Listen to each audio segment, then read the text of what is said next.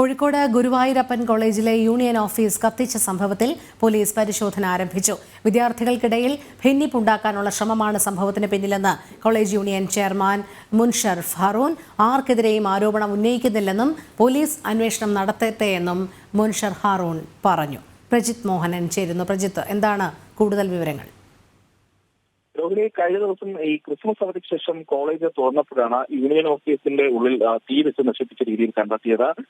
ഓഫീസിനകത്തുണ്ടായിരുന്ന പല രേഖകളും കൊടിതോരണങ്ങളും ഒക്കെ ഫർണിച്ചറുകളും ഒക്കെ കത്തി നശിച്ചതായി കണ്ടെത്തിയിരുന്നു. എന്തായാലും ഇതുമായി ബന്ധപ്പെട്ടാണ് ഇപ്പോൾ KSUവിന്റെ ഒരു പരാതി പോലീസിന് നൽകിയിരുന്നു. ആ പരാതിയിലാണ് ഇപ്പോൾ പോലീസ് പരിശോധന നടത്താൻ ഈ സാമൂതിരി ഗുരുവായൂരപ്പൻ കോളേജിൽ എത്തിയിട്ടുള്ളത്.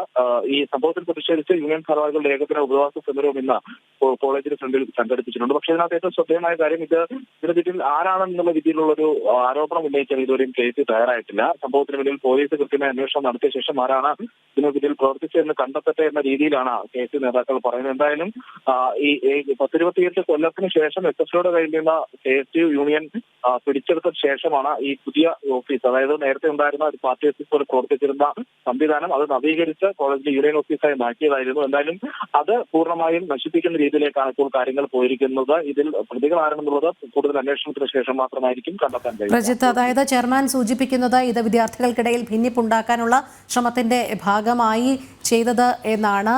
എതിർ പാർട്ടിയിലുള്ള പ്രവർത്തകരെ ആരെയെങ്കിലും സംശയിക്കുന്നുണ്ടോ?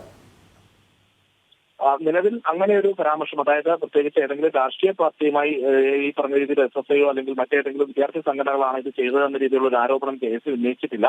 അവർ പറഞ്ഞിരിക്കുന്നത് പോലീസ് അന്വേഷണം നടത്തി ഇതിന് പിന്നിൽ പ്രതികൾ ആരാണ് എന്നുള്ളത് കണ്ടെത്തട്ടെ എന്നതാണ് ഇന്ന് മാധ്യമങ്ങളോട് ഈ പറഞ്ഞ രീതിയിൽ യൂണിയൻ ചെയർമാൻ അടക്കമുള്ളവർ പ്രതികരിച്ചത്. അതുകൊണ്ട് തന്നെ മാധ്യമങ്ങൾ ആവർത്തി ചോദിക്കുകയും ചെയ്തിരുന്നു ഇതിന്റെ പ്രവർത്തിച്ചത് ആരാണ് എന്നുള്ളത് രീതിയിൽ എന്തെങ്കിലും സംശയങ്ങളുണ്ടോ എന്നുള്ളത്. പക്ഷേ അതിനും കൃത്യമായ ഒരു മറുപടി KSU നേതാക്കളുടെ ഭാഗത്തു നിന്നുണ്ടായില്ല. അവർ പറയുന്നത് പോലീസ് പരിശോധന നടത്തി അന്വേഷണം നടത്തി പ്രതികളെ കണ്ടെത്തട്ടെ, അതിനുശേഷമായിരിക്കും ഇത് ആരാണ് ഇതിന് മുന്നിൽ പ്രവർത്തിച്ചത് എന്നുള്ളത് കണ്ടെത്താൻ കഴിയുക. എന്തായാലും വിദ്യാർത്ഥികൾക്കിടയിൽ ഭിന്നിപ്പുണ്ടാക്കാനുള്ള ശ്രമം എന്ന രീതിയിലുള്ള ഒരു ആരോപണം കൂടി KSU നേതാക്കൾ നടത്തിയിട്ടുണ്ട്.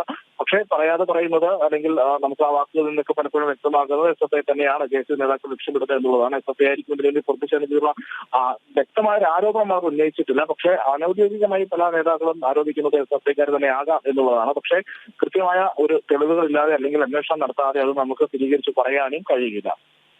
ശരി, പ്രജിത്ത് മോഹനനാണ് വിവരങ്ങൾ നൽകിയത്.